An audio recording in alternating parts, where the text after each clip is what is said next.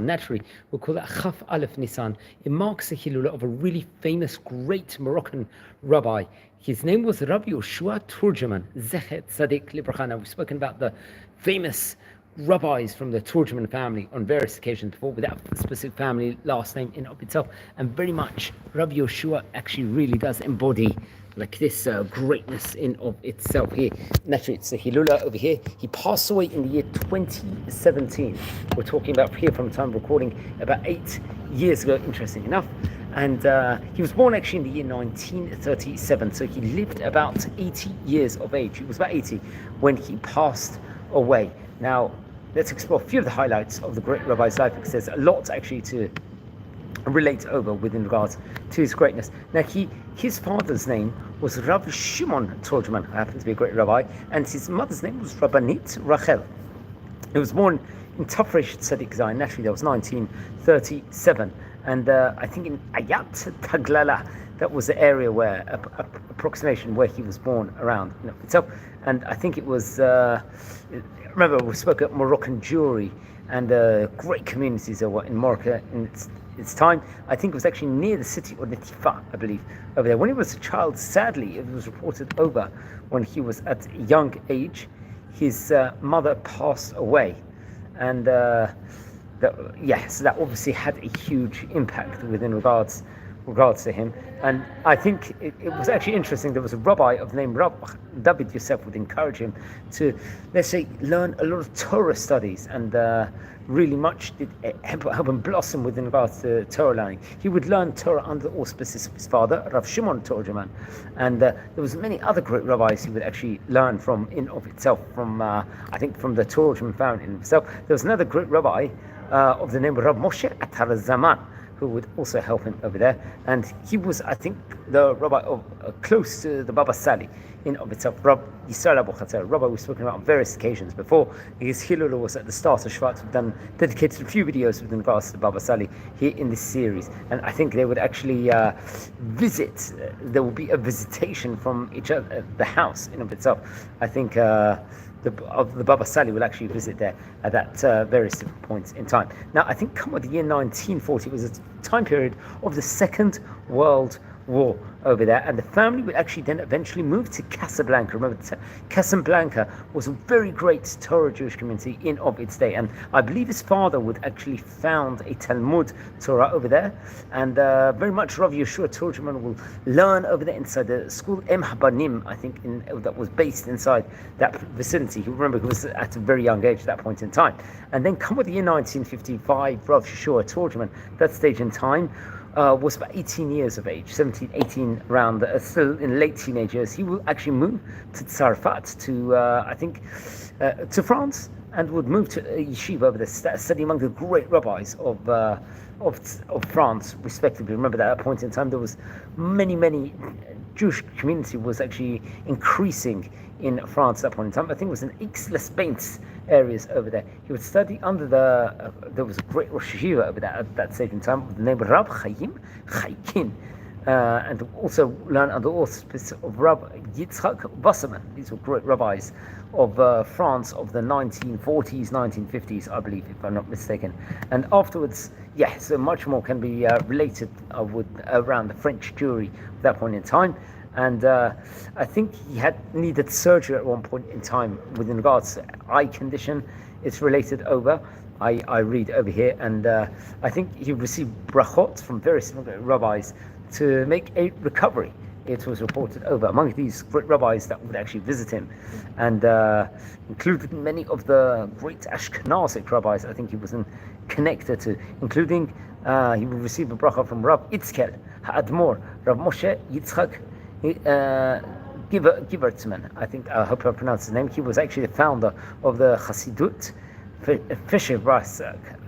I'm not too sure how to pronounce that in of itself. Then I believe in the year 1959 he would visit the Baba Sali, Rabbi Yisrael in his yeshiva, and Rabbi Yeshua Turgeman will, let's say, partner and will let's say meet up with Rosh Yeshiva at that point in time, and will very much help within regards various different translating different words, and they will actually visit each other's home. I think he would visit Netivot, where the Baba Sali was actually based, and was actually based in, and would receive a bracha over there, and various other different things can be actually recounted over within regards to that. I think, yes, it's actually interesting. Yeah, so I would recommend everyone to learn more about those visitations. Come on, the year 1960, he would actually return to Morocco and would get married to his wife, Rabbanit Gracia, I believe, and she actually came from the family of the Atzaraf family. They actually, I believe, were from Fez, and they would have reported over 8 children, if I'm not mistaken, according to here on the Hayami website, 8 banim ubanot, and he would, I think, yeah. So that was interesting enough. So that was, I believe, after 1960 when he got married. So he would, I think he was close also with another great rabbi who we've spoken about before, Rav Aaron Montenegro. I think he himself, Rabbi Montenegro, will become the chief rabbi of Morocco at a later stage and be the representative of the all Torah institutions over there, respectively. Remember, in Morocco, in all these various different areas at that point in time, had a great Torah community and would be like the Rosh of the Maxaneh Kayitz Betangier, I believe, over there. And then he would learn in the Talmud Torah, would teach in Casablanca. Come what the year 1963, it's more actions will be done within regards to his life. Moham, he would be ordained as a rabbi in Casablanca, as a shochet, a rabbi that would perform kosher slaughter.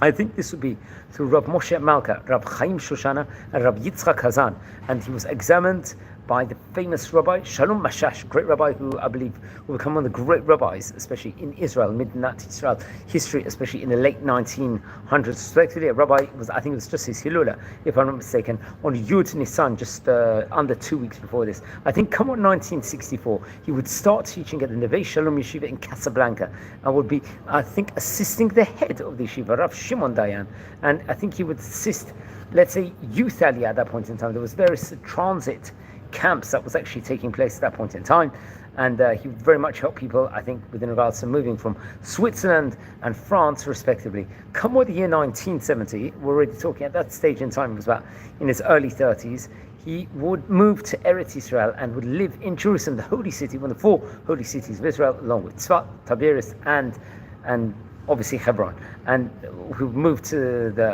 over there to a very, very prominent position, very exciting move also at that point in time, where huge amounts of people immigrate from various different North African countries and from various different areas in of itself, and very exciting obviously to be Jerusalem. And yeah, I think come with the year 1971, he would have studied prior to that, I believe, in a institution at that point in time, I think in the seminar called Lifshitz, if I'm not mistaken, and be ordained as a teacher over there. And he would start, let's say, becoming a teacher, educator, Maxanech. He was a deputy to the manager over there, and would really learn and teach at a great level in itself. I think the yeshiva was Yeshivat Ohel Shimon V'Sara, and Yeshiva Hagdola Beit Shmuel, and Yeshiva Ben Ishchai. This was very, very much, and was really helping in Eretz Israel within regards to, let's just say, strengthening the Yahadut in Am Yisrael in of itself, and really, really injecting what was very, very necessary. And his leadership was actually flourishing in the land itself. I think he was close to the Kabbalistic stage. Rab Naim ben Eliyahu, it's reported over also, which is interesting enough. Now he would delve into writings of the great Kabbalists, as was one of the visitors to the home of the famous Kabbalist, a great rabbi was talking about on various occasions, for Rav Yitzchak Kadori. I believe in the 1990 time period, that was where there was a famous, unfortunately there was a Gulf War that actually took place at that point in time, and unfortunately there was a lot of Tilim rockets being sent from Iraq, very scary ones, to the land of Israel. He would, I think, join together with regards to protecting Am Yisrael of a prayer of 50 great Kabbalists. I think through the instruction of the Rosh Hashanah, at that point in time, Rabbi Mordechai Eliyahu would actually instruct this, and he was one of these 50 famous Kabbalists. And yeah, I think in 2012 he would actually publish a book, will actually be released eventually, very, very exciting. It was called Ateret Yeshuah, and I think it came through his daughter. Her name was Marat Yuda Yifrach, I believe, and unfortunately he passed away, I think, on the 7th day of Passover, on Chaf Nisan in the year 2017. Now he was buried in Har Menuchot Cemetery in Jerusalem, so he passed away here from time of recording 8 years ago.